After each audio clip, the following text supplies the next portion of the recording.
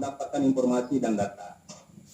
Di saat kita melakukan peliputan, sebagaimana yang pernah ditanyakan oleh Bapak yang tadi, kita sering dihadapkan oleh mereka, jangan dipublikasi terlebih dulu sebelum informasi yang kami berikan.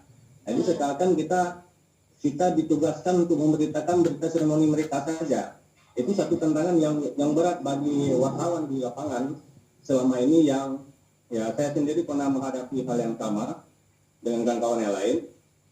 Itu satu tantangan. Mungkin apakah berefek dari hubungan kerjasama kita dengan Kapolri yang sehingga kita intensinya terhambat, Bu.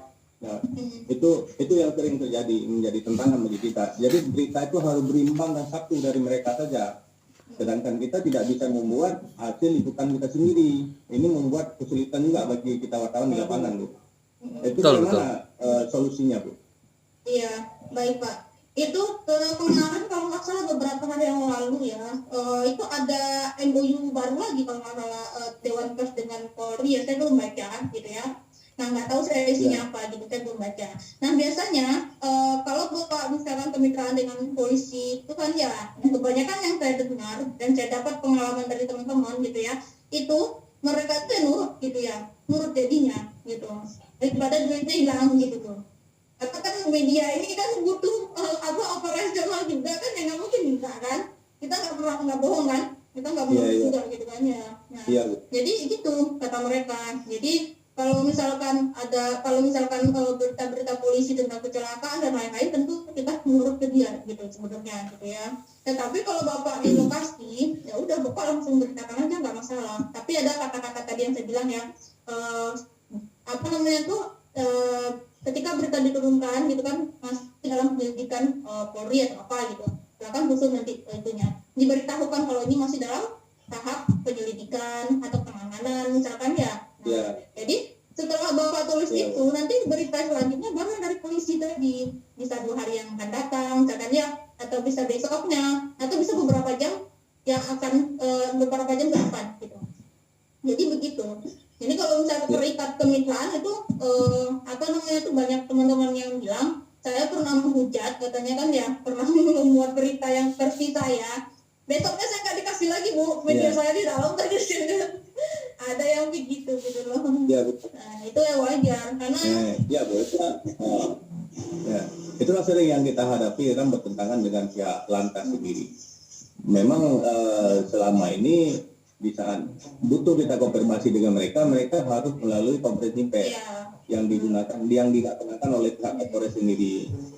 Itu yang sering kita hadapi. Bahkan padahal yang di lapangan yang ingin kita kejar sekarang kan straight newsnya, yang kita kejar kan berita terbarunya kan itu. Jadi sehingga kita harus menunggu hasil konferensi pers. Ya memang ya syukur dari banyak tantangan yang pernah saya lakukan dengan mereka, pernah saya jelaskan dengan mereka, ya selama ini memang banyak mereka yang berkonsultasi. Jadi bagaimana untuk penanganan kecelakaan di jalan? Saya bilang itu kan kewenangan bapak-bapak, saya bilang itu kan. Tapi kalau solusi ditanya ke kami wartawan, ya kami tidak bisa memberikan solusi ke pihak bapak-bapak karena bapak-bapak kan punya aturan sendiri, saya bilang gitu. Jadi itulah menjadi keberatan bagi kita wartawan. Dan juga banyak kasus yang selama ini yang kita hadapi, mungkin akibat dari organisasi wartawan hari ini sudah bermitra dengan pemerintah atau sudah bermitra dengan pihak penegak hukum dan keamanan, sehingga leluasa ada independensi kita wartawan ini juga terhambat tuh. Ada beberapa kasus yang selama ini saya juga menjajaki kasus tersebut terkait seperti yang dibilang Pak Faidin ya. Yang bahwa ada di desa hari ini penggunaan di desa itu tidak sesuai dengan hasil musrembang. Di saat kita konfirmasi ke pihak dinas terkait, dinas itu dia mengandalkan bahwa di belakangnya itu ada keterlibatan oknum-oknum tertentu. Jadi kita diadukan dengan oknum tertentu. Itu yang sering dihadapi oleh wartawan di lapangan, Bu. Contohnya kayak kasus kami selama ini di Aceh, banyak yang pemerintahan desa itu diintervensi oleh pemerintahan kabupaten, sehingga banyak anggaran desa itu terbuang percuma tanpa ada realisasinya, Bu. Jadi uang desa sudah ditransfer ke KEO, ke pihak ketiga, namun pelatihan itu tidak dilaksanakan. Sehingga itu kan diambilkan umum yang penegak hukumnya. Jika nah itu intinya itu harus ada bukti, Pak. Udah, bukti doang, udah gitu. Kalau Bapak memberitakan mereka tuh harus pakai bukti, gitu ya.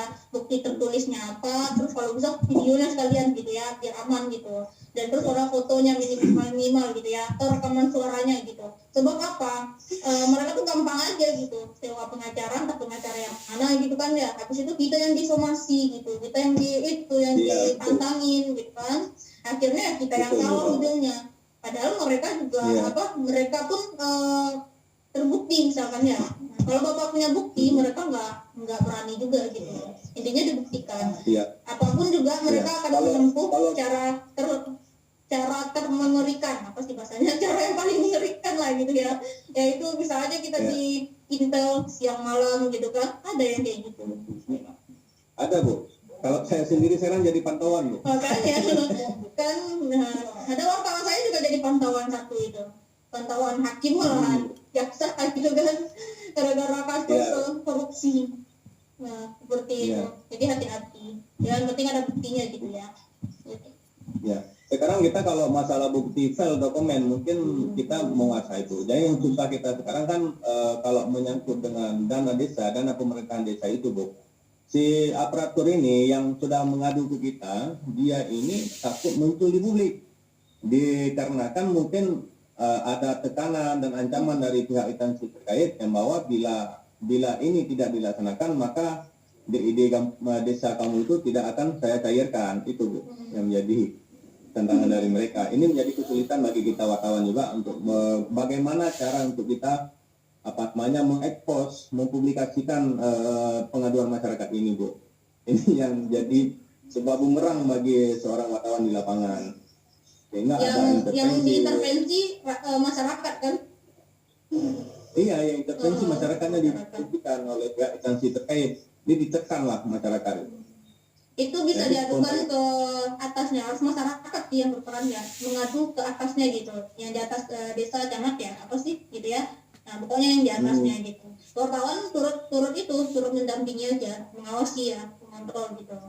Nah gitu. Jadi kalau dia udah mengintervensi itu udah nggak sah gitu ya, udah nggak dibenarkan. Sedangkan posisi puncaknya kedaulatan tertinggi itu ada di tangan masyarakat sendiri gitu. Kalau itu kan pajaknya dia yang dia bayarkan, dijadikan buat fasilitas dia gitu. Maksudnya ya harus mengintervensi dan diintervensi gitu.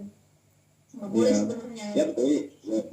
Ya mungkin disebabkan ya itulah. Jadi camat sekarang terkait kan sudah mengeluarkan SE ke camat. Jadi camat kan harus pada pemerintah demikian, Bu. Iya, Bu. Baik, buat kesempatan buat orang lain, Bu. Mungkin, Bu, terima kasih.